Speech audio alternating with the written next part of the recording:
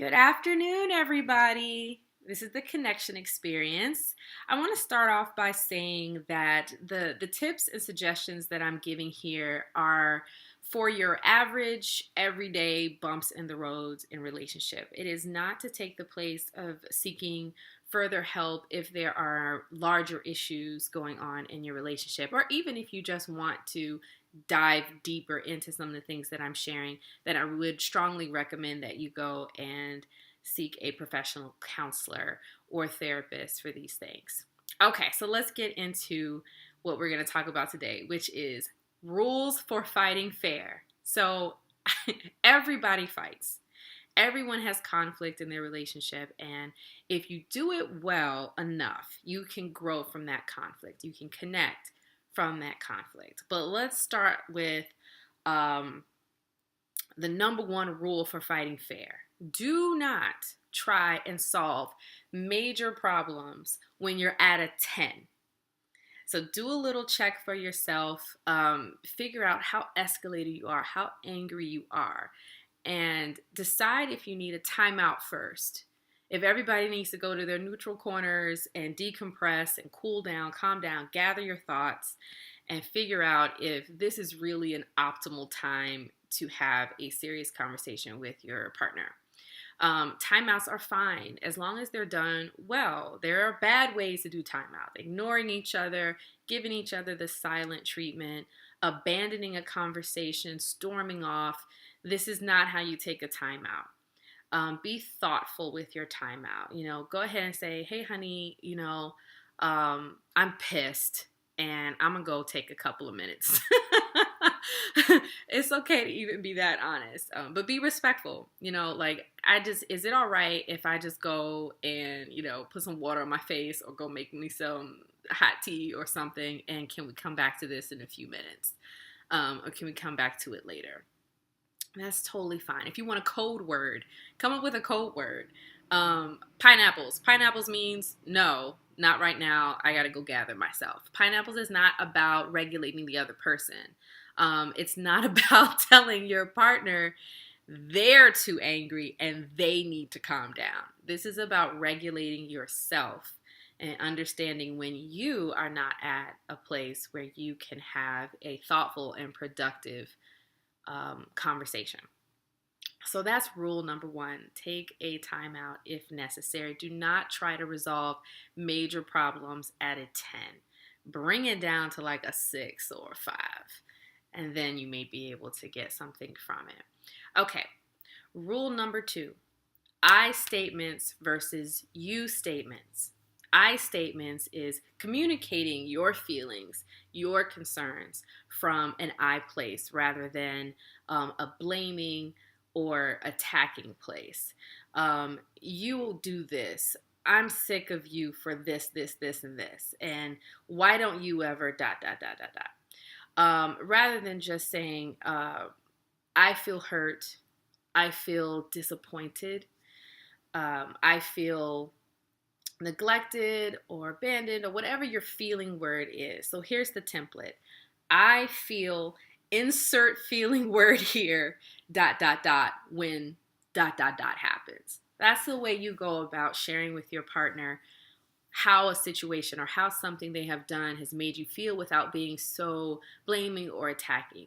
You made me angry.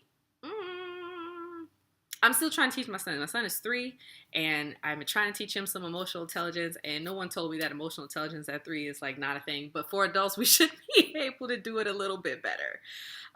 So you made me angry doesn't really give your partner a lot of information other than they messed up. And what happens when you tell somebody they messed up? They're going to get defensive. I ain't mess up. How I make you angry? And now you're off to the races. So you want to stay away from blaming or making someone else responsible for the way that you feel. Just own it. I feel hurt.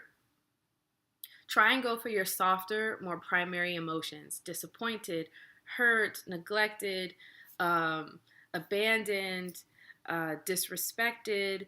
Those things give more information than you made me mad.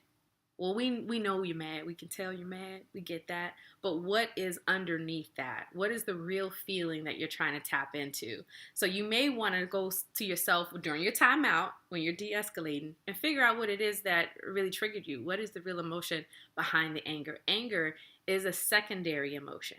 It's not your primary fuel for that. It's just the more primitive, easier thing to express in that moment. So that's number two, is I statement versus you statement. I feel blank when blank happens. That gives your partner really good information around what's happening with you in that moment. Okay, number three, always and nevers. These big generalized exaggerated statements. They're not very accurate. And what it does when you use always and nevers in your relationship is it teaches your brain to a false narrative about your relationship. You always do this. Well, is that true? Even if it has happened differently one time, then that statement is inaccurate. And what you do again is you open the door for a battle, right? For the other person to say, that's not true. Dot, dot, dot, dot, dot, dot, dot. And now they're giving you all the examples of why it's true, and you're giving all the examples of why it's not true. And it's just not, you're not getting anything solved that way. It also makes the other person feel like they're making more mistakes than they are. And so they're going to be defensive. So you don't want to be very critical of your partner. It's going to create defensiveness, and you can't resolve problems when you're fighting about a situation, especially if it comes from an exaggerated place. What high emotion does, it tends to distort the truth. And then the more you do that, the narrative of what has really happened in your relationship gets stuck on the always and nevers. And then it starts to feel accurate when it may not be. So you want to stay away from the always and nevers. Okay? Next thing, stay on topic.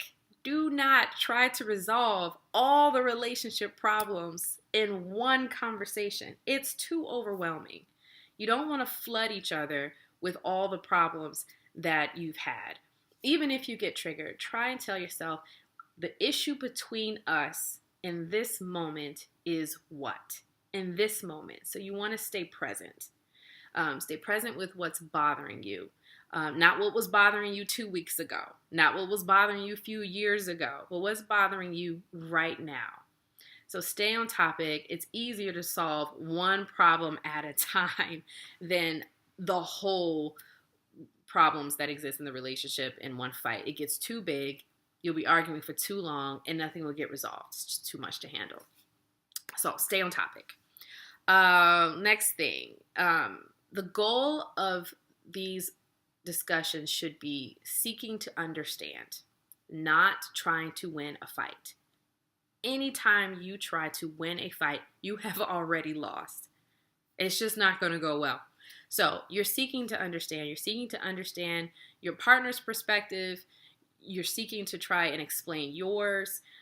You want to leave that conversation feeling like you understand what's going on with the other person. You do not have to agree with what's going on with the other person. You don't have to agree with their emotions or why they feel the way that they feel. You just need to respect them. That's all. You honor each person's voice. You don't want to try to coerce someone out of the way that they feel. You don't want to, hey, I didn't mean to hurt you. You don't even need to do that. You just need to acknowledge their hurt. You want to be able to leave that conversation summarizing what the person has said about their hurt feelings. Okay, I get it. You're hurt because ... You don't have to say, oh, I totally agree with why you're hurt, because you may not, and that happens sometimes. So the whole agree to disagree, do it more thoughtfully.